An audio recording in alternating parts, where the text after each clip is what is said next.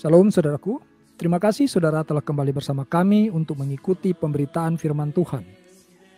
Kalau saudara seorang pengikut Kristus, tetapi saudara tidak memahami dengan baik dan benar mengenai pentingnya waktu di dalam kehidupan kita, di dalam kehidupan saudara dan saya, maka saudara sesungguhnya belumlah mengerti kebenaran firman Tuhan.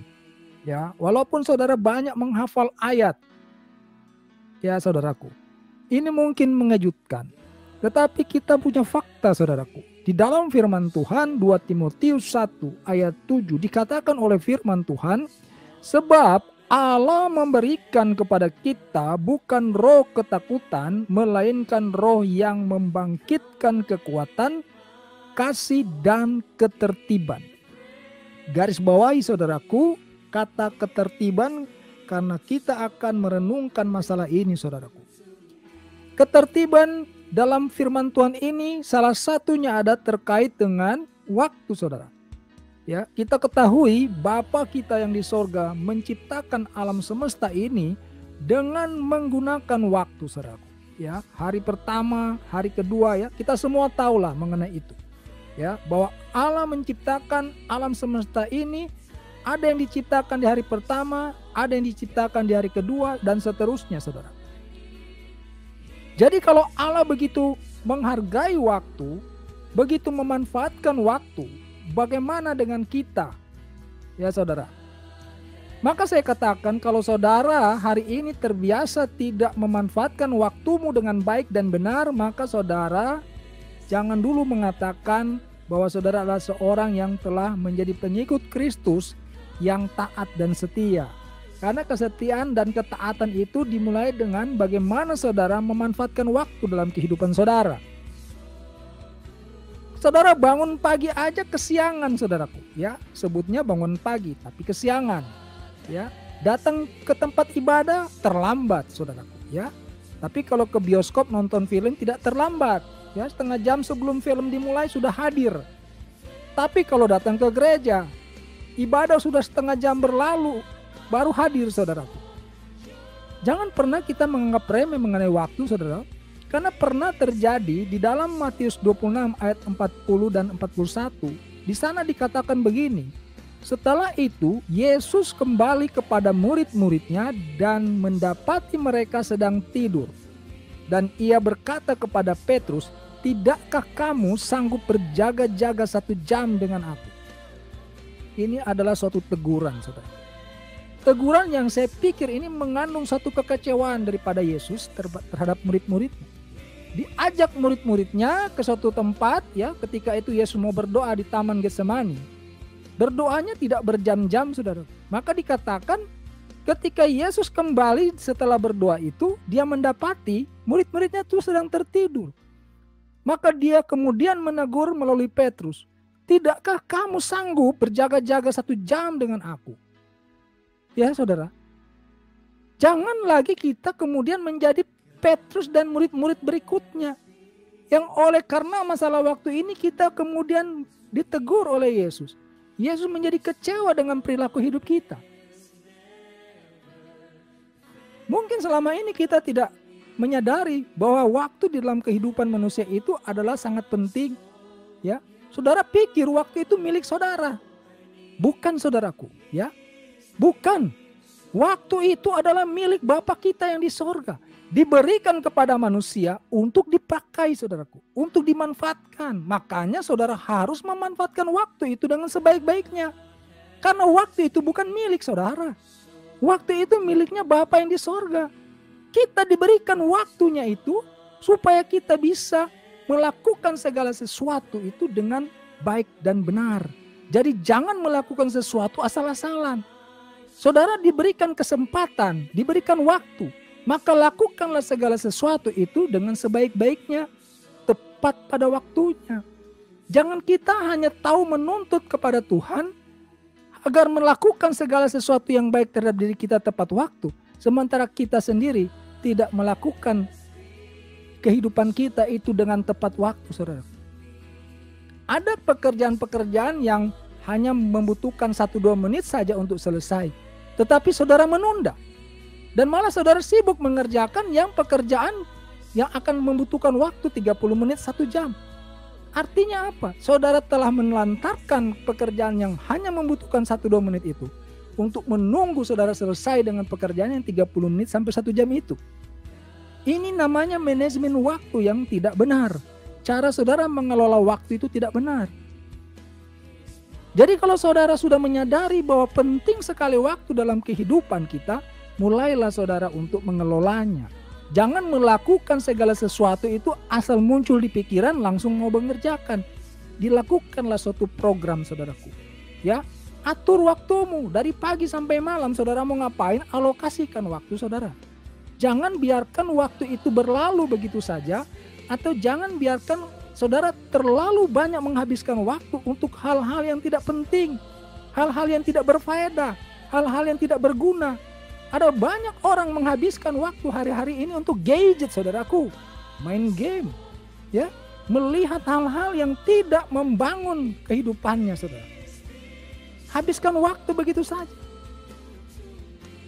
Bangun kesiangan, tidur kepagian, ya. Judulnya bangun pagi tapi bangunnya siang. Judulnya tidur malam tapi tidurnya sudah subuh. Ini namanya tidak tepat di dalam kita mengelola waktu saudara. Itu masih soal bangun tidur saudara. Belum lagi hal-hal lain. Jadi kalau kita sudah tahu bahwa roh yang diberikan Allah kepada kita itu adalah roh yang mengandung ketertiban, lalu saudara hidupnya sembarangan, tidak tertib dengan waktu, masa akan saudara mau mengatakan bahwa saudara adalah seorang pengikut Kristus? Ya, pengikut Kristus adalah orang-orang yang menghargai waktu. Murid-murid Yesus ditegur gara-gara waktu saudara. Ya, tidakkah kamu sanggup berjaga-jaga 1 jam dengan aku? Kalau kita lanjutkan firman Tuhan ini, maka ada kaitannya dengan masalah pencobaan saudara. Ya, tidakkah kamu sanggup berjaga-jaga 1 jam dengan aku? Berjaga-jagalah dan berdoalah supaya kamu jangan jatuh ke dalam pencobaan. Roh memang penurut tetapi daging lemah. Saudara lihat betapa fatalnya kalau kita tidak memahami atau tidak mengerti mengenai waktu itu. Tuhan Yesus mengkaitkan dengan tertidurnya murid-murid itu dengan masalah pencobaan. Maka kita harus betul-betul mengerti mengenai pentingnya waktu dalam kehidupan kita, agar kita tidak jatuh di dalam pencobaan. Jangan lagi nanti suatu waktu saudara datang kepada Tuhan, saudara komplain, saudara mengatakan, kenapa hidupku tidak berhasil Tuhan? Padahal saudara sudah terbiasa menyia-nyiakan waktu. Oleh karena rasa takut saudara menunda atau membatalkan segala sesuatu di dalam kehidupan saudara. Ada kan orang-orang seperti itu saudara. Padahal roh firman Tuhan mengatakan roh yang diberikan kepada kita itu bukan roh ketakutan, melainkan roh yang membangkitkan kekuatan. Saudara gagal melakukan ini dan itu karena rasa takut yang berlebih-lebihan saudara. Ya. Ingat baik saudara, hari ini Tuhan mengingatkan kepada kita, jangan coba-coba engkau memain-mainkan waktu, ya.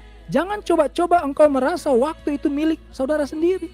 Sekali lagi waktu itu adalah milik Bapa kita yang di sorga, diberikan kepada kita untuk kita pakai. Maka pakailah dengan sebaik-baiknya. Jangan sembarangan saudaraku. Saudara bisa kehilangan waktu, saudara bisa kehabisan waktu. Kalau itu yang terjadi dalam kehidupan saudara, itu artinya saudara gagal. Ada banyak orang gagal hari-hari ini gara-gara masalah waktu, bukan karena tidak pintar. Ya, otaknya cerdas, tetapi tidak pintar memanfaatkan waktu. Semua ditunda, semua terlambat. Melakukan segala sesuatu itu tanpa rencana, tanpa alokasi waktu. Sekali lagi, bahwa Bapa kita yang di sorga itu adalah Bapa yang mengenal dengan baik waktu. Dia menggunakan waktu itu dengan tepat. Ya, jadi kita ini jangan main-main dengan waktu saudaraku. Mulai hari ini setelah mengetahui kebenaran firman Tuhan ini, tertiblah saudara dengan waktu-waktumu. Ya, tertiblah. Saudara mau berdoa itu kapan waktunya, ya kan? Mau dialokasikan berapa waktu? Saudara mau ke gereja itu tahu jamnya, ya, mulai ibadah jam berapa. Saudara seorang pelayan misalnya, datang terlebih dahulu. Jangan ibadah mulai jam 8 pagi, saudara datang 30 menit setelah ibadah berlangsung. Terlambat namanya, saudaraku. Ya, cara-cara seperti ini bagi orang yang tidak mengenal kebenaran dianggap biasa. Tapi kamu yang sudah tahu kebenaran, hargai waktu. Karena waktu itu milik Allah Bapa kita yang di sorga, diberikan kepada saudara dan saya. Sehingga kita wajib untuk melaksanakan segala sesuatu dalam kehidupan kita ini tepat pada waktunya. Memanfaatkan waktu sebaik-baiknya. Lakukan segala sesuatu yang bermanfaat dalam kehidupan kita. Segala sesuatu yang bermanfaat dengan waktu itu, saudara. Ya, jangan saudara duduk-duduk santai, ya, dengan gadget di tangan, jalan-jalan kongko-kongko. Saudara menghabiskan waktu yang Tuhan berikan kepada saudara dengan sia-sia. Ya, ada waktu saudara harus bekerja dengan tekun. Ada waktu saudara harus beribadah dengan tekun. Ada waktu saudara bersantai. Jangan dicampur adukkan. Waktu kerja saudara santai, waktu berdoa saudara jalan-jalan. Ya. Mengertilah saudara bahwa Allah Bapa kita memberikan roh kepada kita adalah roh yang mengandung ketertiban. Dan salah satu ketertiban itu adalah mengenai waktu. Jadi kalau saudara belum mengerti pentingnya waktu dalam kehidupan saudara, maka jangan pula saudara berpikir bahwa saudara akan mengerti kebenaran firman Tuhan. Landasan pertama orang untuk belajar firman Tuhan, sadarilah mengenai pentingnya waktu dalam kehidupan kita. Kalau saudara sudah bisa menghargai waktu, maka saudara bisa melangkah lebih maju lagi untuk mengerti kebenaran firman Tuhan. Kalau tidak mengerti waktu saja, saudara bilang saudara mau taat kepada Kristus, mana bisa saudaraku? Murid-murid Yesus ditegur gara-gara waktu. Saudara pasti akan ditegur juga mengenai waktu karena tidak terbiasa menggunakan waktu dengan sebaik-baiknya. Jadi hari ini firman Tuhan sudah datang kepada kita mengingatkan, perbaikilah caramu hidup.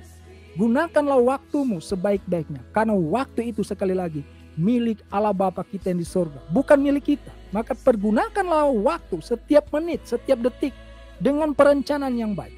Dengan melakukan hal-hal yang berguna, yang bermanfaat di dalam waktu-waktu kita, saudara. Ya. Jangan lagi kita mulai terlambat-terlambat datang ke gereja, saudara. Ya, semua pelayan Tuhan, pendeta siapapun, jemaat sekalipun. Jangan pernah engkau terlambat datang ke gereja. Gunakanlah waktumu itu dengan sebaik-baiknya.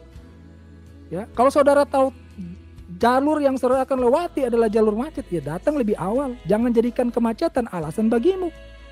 Ini namanya manajemen waktu, saudara. Cara mengelola waktu. Jadi, puji Tuhan hari ini saudara bisa mengerti kebenaran satu lagi mengenai bagaimana pentingnya waktu dalam kehidupan kita. Kiranya renungan ini memberkati saudara semua. Kita jumpa lagi pada pemberitaan firman Tuhan lainnya. Haleluya. Amin.